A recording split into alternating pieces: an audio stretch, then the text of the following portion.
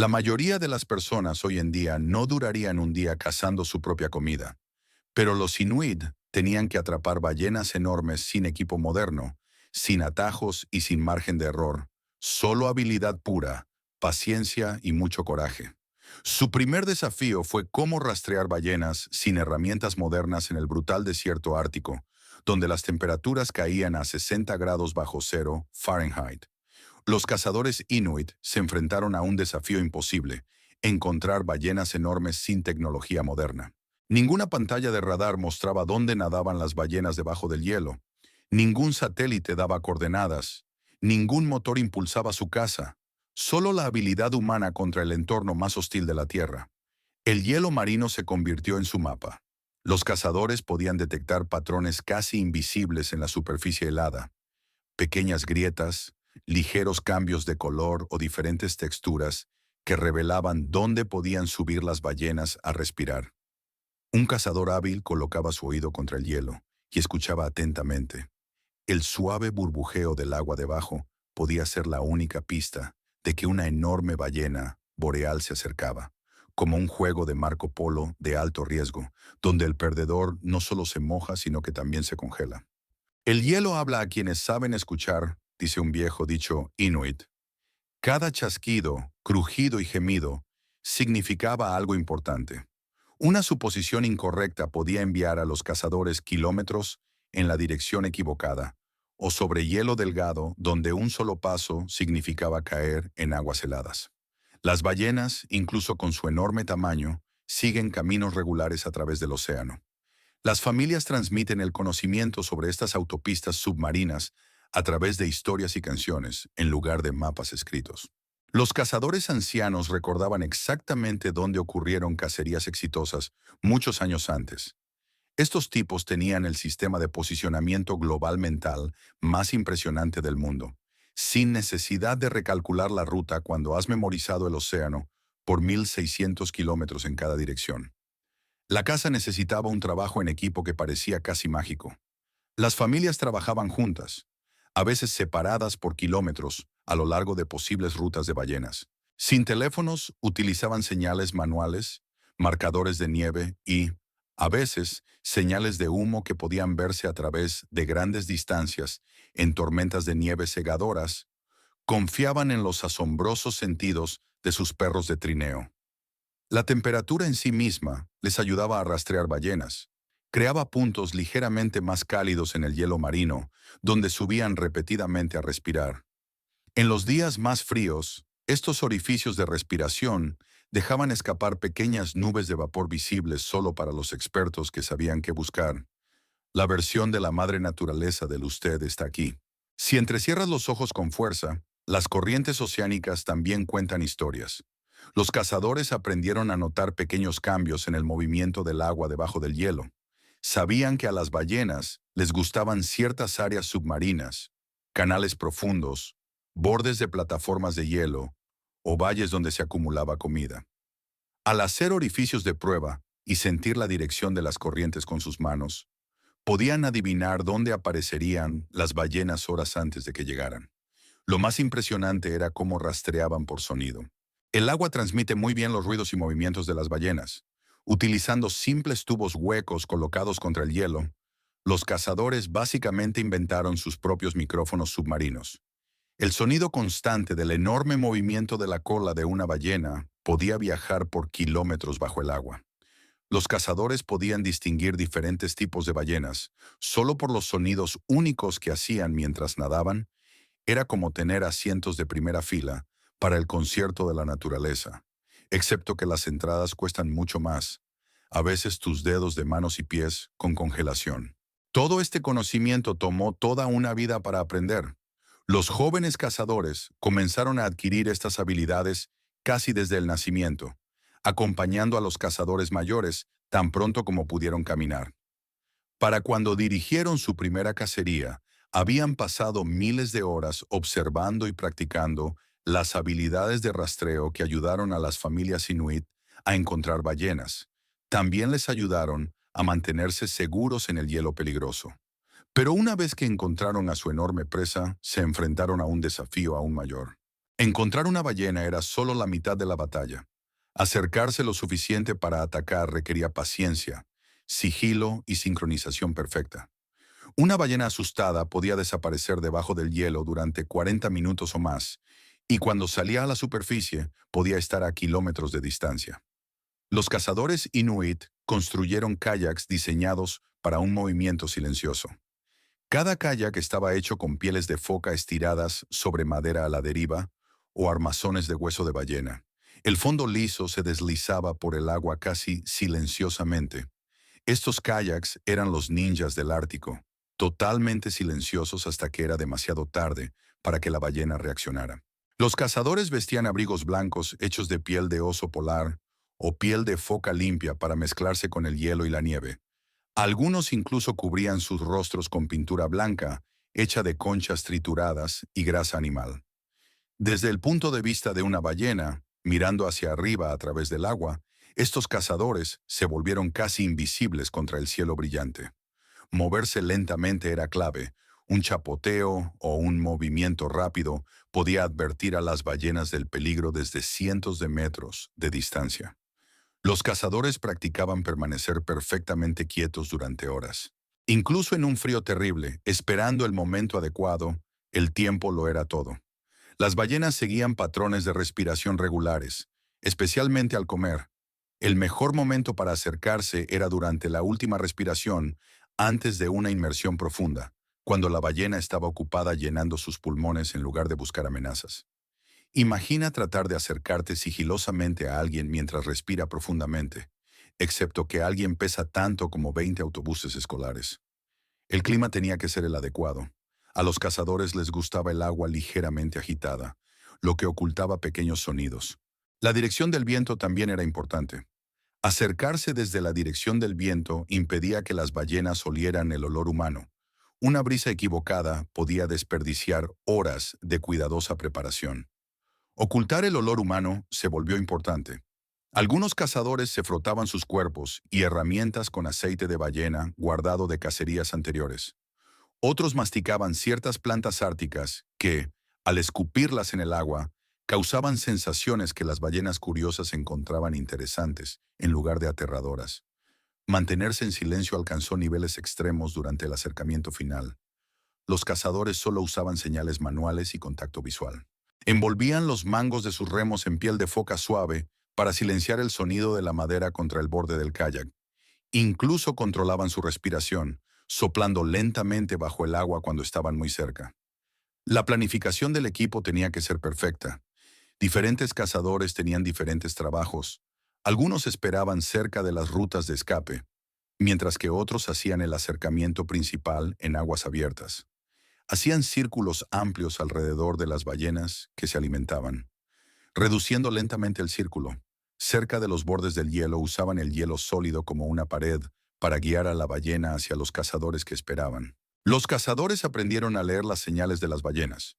Una cola levantada a menudo significaba que se acercaba a una inmersión profunda. La respiración rápida mostraba que una ballena podría estar sospechando. Las burbujas que aparecían y los patrones extraños podían significar que la ballena había notado algo mal. Era como aprender un idioma secreto, donde obtener la traducción incorrecta significaba no cenar en un mes. Una vez que estaban lo suficientemente cerca para atacar, la parte más peligrosa de la cacería estaba a punto de comenzar. El momento de la verdad llegó después de rastrear y acercarse a la ballena. Los cazadores se enfrentaron a su mayor desafío: derribar a una criatura que podía pesar hasta 45.359 kilogramos, utilizando solo armas arrojadizas, sin armas de fuego, sin explosivos, solo músculo, habilidad y herramientas inteligentes. Lo que hizo esta tarea aún más difícil es que la piel de ballena es dura. La capa exterior de una ballena boreal puede tener hasta 45 centímetros de grosor en algunas áreas, aproximadamente tan gruesa como un neumático de automóvil. Imagina tratar de atravesar un neumático con un palo. Ahora haz que ese neumático esté vivo, enojado y del tamaño de un autobús escolar. Bienvenido a la caza de ballenas. El arpón inuit era una maravilla de la ingeniería. A diferencia de las lanzas de pesca, los arpones tradicionales para ballenas tenían cabezas desmontables. El eje principal generalmente estaba hecho de madera a la deriva, a menudo de más de 1 metro con 80 centímetros de largo.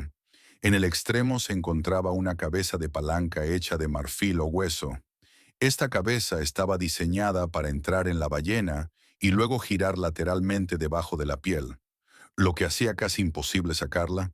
Era básicamente la versión más mortal del mundo de esas molestas etiquetas de plástico en la ropa nueva que parecen imposibles de quitar.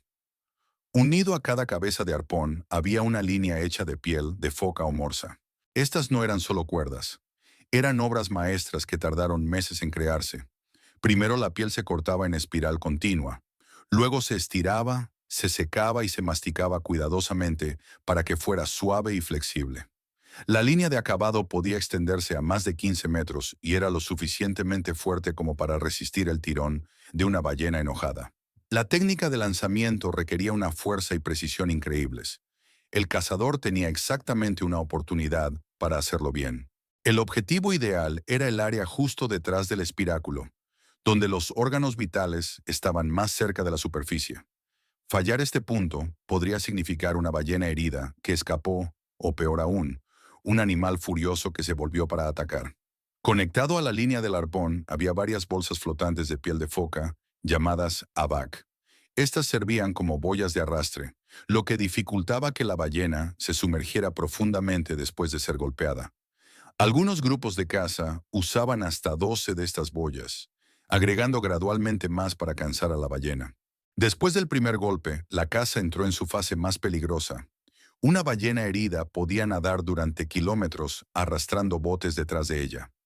Los cazadores tenían que manejar cuidadosamente la línea, dejándola salir cuando la ballena tiraba con fuerza y luego acercándose de nuevo cuando se cansaba. Demasiada tensión podía romper la línea o volcar el kayak. El primer golpe rara vez mataba a la ballena por completo. Los cazadores necesitaban acercarse lo suficiente para dar más golpes en áreas vitales. Esto a menudo significaba horas de seguir al animal herido, a veces en peligrosas aguas abiertas. Este fue el maratón original, excepto que en lugar de obtener una medalla en la línea de meta, obtenías la cena para 6 meses. Trabajar en equipo era crucial. Mientras que algunos cazadores manejaban las líneas y las boyas, otros se preparaban para el golpe de gracia con lanzas especiales. Estas armas tenían ejes más largos y puntas más afiladas diseñadas para penetrar más profundamente, para llegar a los órganos vitales. El momento más peligroso llegó al final. Una ballena moribunda podía agitarse violentamente, volcando botes o aplastando a los cazadores entre su enorme cuerpo y los bloques de hielo. Muchos cazadores llevaban cicatrices que contaban historias de situaciones apuradas, prueba de lo peligrosa que podía ser esta antigua tradición. Con la enorme criatura marina finalmente sometida, los cazadores se enfrentaron a su próximo desafío, uno que pondría a prueba sus habilidades. Con la caza completa, comenzó una carrera contra el tiempo. Una ballena muerta flotando en aguas árticas presentaba un nuevo conjunto de desafíos aún más desalentadores que la propia caza. Primero llegó la monumental tarea de mover esta enorme criatura del agua al hielo. Las ballenas grandes no podían simplemente ser arrastradas al hielo en una sola pieza, tenían que ser procesadas mientras aún flotaban. Los cazadores aseguraban el cuerpo de la ballena al borde de un bloque de hielo, usando agujeros cortados a través del hielo para pasar cuerdas alrededor de ella. Era básicamente el trabajo de estacionamiento paralelo más difícil y frío del mundo jamás intentado.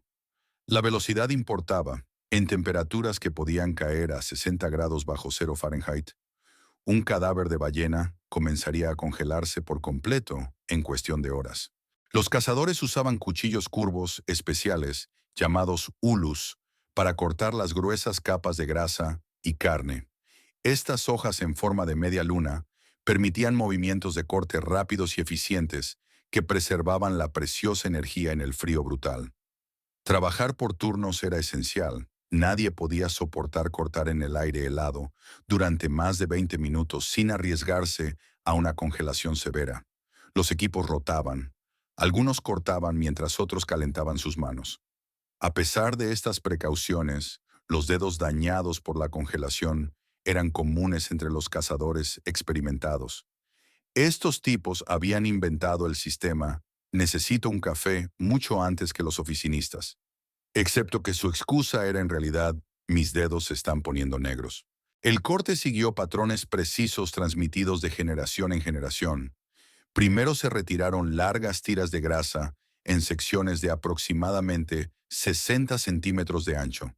Estas mantas de grasa se arrastraron al hielo usando ganchos de hueso y cuerda. Luego vino la carne, cortada en trozos manejables que podían transportarse en trineo. El manejo de la sangre se convirtió en una preocupación seria. El olor a sangre fresca de ballena podía atraer a todos los osos polares a kilómetros a la redonda. Siempre se apostaban vigilantes durante el despiece, escaneando el horizonte en busca de depredadores que se acercaran. El frío mismo se convirtió tanto en enemigo como en aliado, aunque amenazaba a los cazadores con la congelación. También conservaba la carne. De hecho, las piezas que se dejaban demasiado tiempo en el hielo tenían que descongelarse antes de que pudiera continuar el corte. Los cazadores a veces usaban el calor de su propio cuerpo, metiendo herramientas más pequeñas dentro de su ropa para mantenerlas lo suficientemente calientes como para manejarlas. Las mujeres jugaron un papel crucial en las etapas posteriores del despiece. Llegaron con trineos para transportar la carne de regreso a la comunidad y a menudo manejaron el corte más fino que dividía grandes secciones en porciones familiares. Su experiencia en la conservación de alimentos fue tan importante como las habilidades de caza que derribaron a la ballena. Nada se desperdició, incluso la nieve empapada de sangre se recogió en recipientes, ya que esta mezcla se congelaría en una golosina especial que se comería como una paleta, el negocio original de los conos de nieve, aunque afortunadamente ese sabor en particular nunca se popularizó en los carnavales modernos. Las herramientas tenían que mantenerse constantemente durante el despiece. El frío extremo hacía que el metal fuera quebradizo y el hueso o el marfil podían agrietarse si se usaban incorrectamente. Los cazadores llevaban bordes de corte de repuesto, reafirmando las cuchillas durante todo el proceso. Un cuchillo desafilado significaba energía desperdiciada, algo que nadie podía permitirse en un entorno tan hostil. Toda la comunidad se reunió cuando el despiece se acercaba a su finalización, formando trenes de trineos para transportar la recompensa a casa. La carne y la grasa de una sola ballena de tamaño mediano podían alimentar a una comunidad de 40 personas durante hasta 6 meses, lo que hacía que el trabajo difícil y peligroso valiera la pena. Mientras las piezas finales se cargaban en los trineos y el hielo manchado de sangre comenzaba a desaparecer bajo la nieve fresca, la comunidad se preparó para un tipo diferente de desafío, uno que pondría a prueba su creatividad, tanto como la caza había puesto a prueba su coraje. De vuelta en el pueblo comenzó la verdadera magia. Cada parte de la ballena encontró un propósito, creando un ejemplo impresionante de vida, sin desperdicios que avergonzaría los esfuerzos modernos de reciclaje. Comencemos con lo obvio, la carne. La carne de ballena se convirtió en una piedra angular de la dieta, proporcionando proteínas en un entorno donde las plantas eran escasas. Diferentes cortes tenían diferentes usos. La carne de la espalda a menudo se cortaba en tiras finas y se secaba en bastidores para crear cecina que duraría meses. La cecina original, excepto que no tenías que hacer fila en una gasolinera para comprarla. La lengua se consideraba un manjar especial reservado para los ancianos de la comunidad o distribuido durante las celebraciones. Una sola lengua de ballena boreal podía pesar hasta 907 kilogramos, aproximadamente lo mismo que un automóvil pequeño, y contenía suficiente carne para alimentar a docenas de personas durante varios días. El mactac, la piel y la capa de grasa adherida, se convirtió en una fuente crucial de alimento porque contenía niveles extremadamente altos de vitamina C, previniendo el escorbuto en un lugar donde las frutas frescas eran imposibles de encontrar. Este superalimento de ballena entregaba 10 veces más vitamina C que una porción igual de naranjas, el multivitamínico original de la madre naturaleza, pero con un perfil de sabor que definitivamente haría llorar a los niños. La grasa se transformó en aceite a través de un cuidadoso proceso de renderizado. Este aceite alimentaba las lámparas de piedra de jabón, llamadas quick, que proporcionaban luz y calor dentro de los hogares durante los oscuros meses de invierno. Una sola ballena podía producir suficiente aceite para mantener a varias familias calientes e iluminar sus hogares durante todo un año. Las barbas, esas placas erizadas que cuelgan de la mandíbula superior y filtran los alimentos, se convirtieron en uno de los materiales más versátiles. Largas, flexibles e increíblemente fuertes, las barbas se usaron para hacer líneas de pesca, redes y trampas. Cuando se calentaba y doblaba, podía moldearse en corredores de trineo que se deslizaban suavemente sobre el hielo. Nada mostró mejor el ingenio inuit que su uso de huesos de ballena. Las enormes mandíbulas se convirtieron en el marco estructural para los hogares. Las costillas sirvieron como corredores de trineo y soportes para techos. Las escápulas se convirtieron en palas de nieve. Los huesos más pequeños se transformaron en todo, desde agujas de coser hasta puntas de arpón. Estas personas básicamente estaban dirigiendo un depósito de mejoras para el hogar prehistórico, donde todo estaba hecho de un pez realmente grande. Los intestinos, limpios y secos, se convirtieron en material impermeable para la ropa y las ventanas.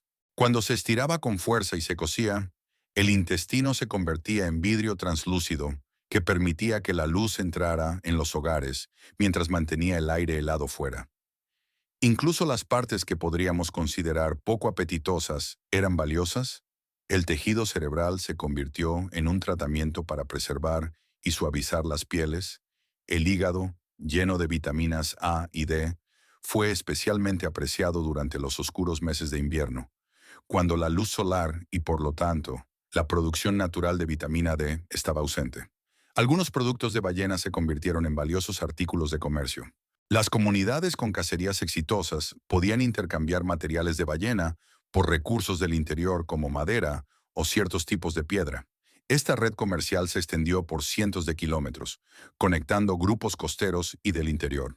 Estos increíbles recursos hicieron más que solo mantener a la gente con vida. Formaron el centro de una rica tradición cultural que unió a las personas de maneras que fueron mucho más allá de la simple supervivencia. Después del agotador trabajo de cazar y procesar la ballena, podrías pensar que todos solo querrían dormir durante una semana. En cambio, la cacería exitosa desencadenó uno de los eventos sociales más importantes en la cultura inuit.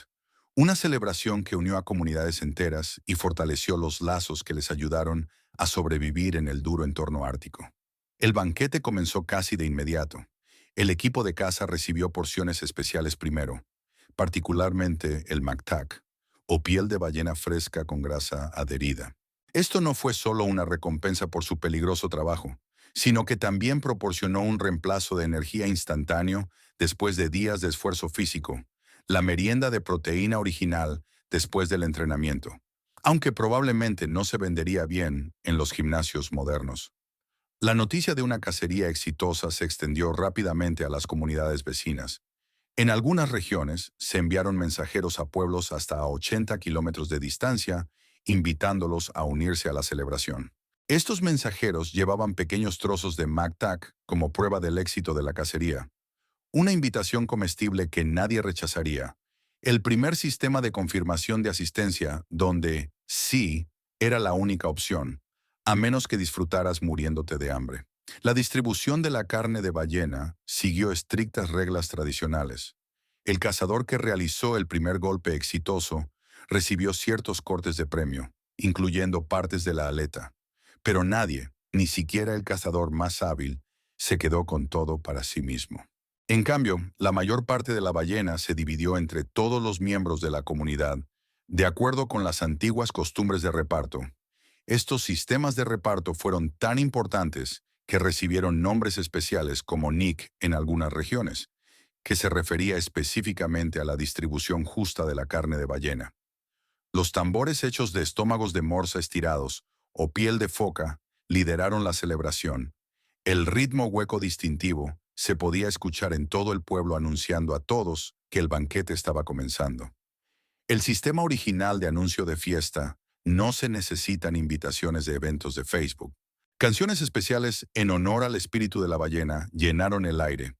Muchas de estas canciones solo se interpretaron durante las celebraciones de ballenas, lo que las convirtió en momentos culturales raros y preciados. Algunos grupos de caza creen que las ballenas podían escuchar estas canciones, incluso desde grandes distancias a través del océano, y serían más propensas a ofrecerse a los cazadores, que mostraron el respeto adecuado a través de la música y la danza. Básicamente una nota de agradecimiento a la ballena, excepto que en lugar de una tarjeta que escribiste con tu mano, cantaste con todo tu cuerpo. El espacio de celebración a menudo se preparaba cuidadosamente. En invierno se podían construir grandes casas de nieve específicamente para el banquete. En los meses más cálidos se creaban áreas de reunión al aire libre, utilizando huesos de ballena de cacerías anteriores como asientos naturales. Las vértebras más grandes se convirtieron en taburetes, mientras que las mandíbulas formaron impresionantes arcos que marcaban la entrada al recinto de la celebración. La danza contó la historia de la caza. Los movimientos imitaron el rastreo, el acercamiento, el golpe y la rendición final de la ballena. Los niños pequeños observaron atentamente, absorbiendo tanto las técnicas de caza como los valores culturales a través de estas representaciones. A diferencia de muchas celebraciones modernas, donde los niños pueden estar aburridos por las actividades de los adultos, las danzas de celebración de ballenas inuit cautivaron a todas las edades porque contenían conocimientos prácticos esenciales para la supervivencia. Las historias fluyeron tan libremente como la comida, los ancianos contaron cacerías exitosas de décadas pasadas, mientras que el grupo de caza actual compartió detalles de su reciente aventura. Estos no fueron solo cuentos entretenidos, contenían información vital sobre dónde se podían encontrar ballenas, cómo se comportaban en ciertas condiciones climáticas y las técnicas que funcionaron o fracasaron, la versión original de las reseñas en línea. Excepto que en lugar de que un restaurante de una estrella se equivocara, podría significar que tu pueblo se muriera de hambre el próximo invierno. Durante estas celebraciones aparecieron prendas especiales, elaborados gorros de baile decorados con cuentas o piezas de marfil tallado, fueron usados por los bailarines principales. Algunas comunidades tenían guantes especiales hechos de intestino de foca que solo se usaban durante los bailes de celebración de ballenas.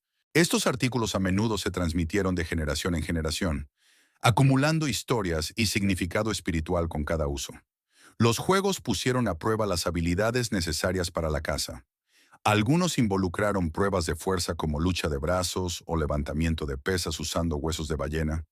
Otros se centraron en la agudeza mental y la memoria, desafiando a los participantes a recordar detalles de historias o identificar partes específicas de la anatomía de la ballena. Los juegos de fiesta originales, excepto que en lugar de charadas o twister, podrías estar compitiendo para ver quién podía identificar la mayor cantidad de órganos internos de una ballena boreal. La celebración no terminó cuando la comida se acabó. Sus efectos se extendieron por la vida comunitaria durante meses después. Las cacerías exitosas se registraron en canciones, tallas y dibujos que preservaron la memoria para las generaciones futuras. Las nuevas herramientas hechas de la ballena reciente se exhibieron y los planes de caza para la próxima temporada comenzaron a tomar forma. Quizás lo más importante es que la celebración reforzó algo esencial para la supervivencia ártica. Nadie tiene éxito solo. La caza requirió trabajo en equipo, y el reparto de su recompensa recordó a todos que sus vidas estaban interconectadas. En un entorno hostil donde un error podía significar la muerte, estos lazos sociales no eran solo agradables, eran necesarios para la supervivencia. Cuando la celebración terminó y la vida diaria se reanudó, la comunidad llevó adelante no solo estómagos llenos y nuevos suministros, sino un renovado sentido de conexión entre sí y con el ciclo natural que había sostenido a sus antepasados durante incontables generaciones.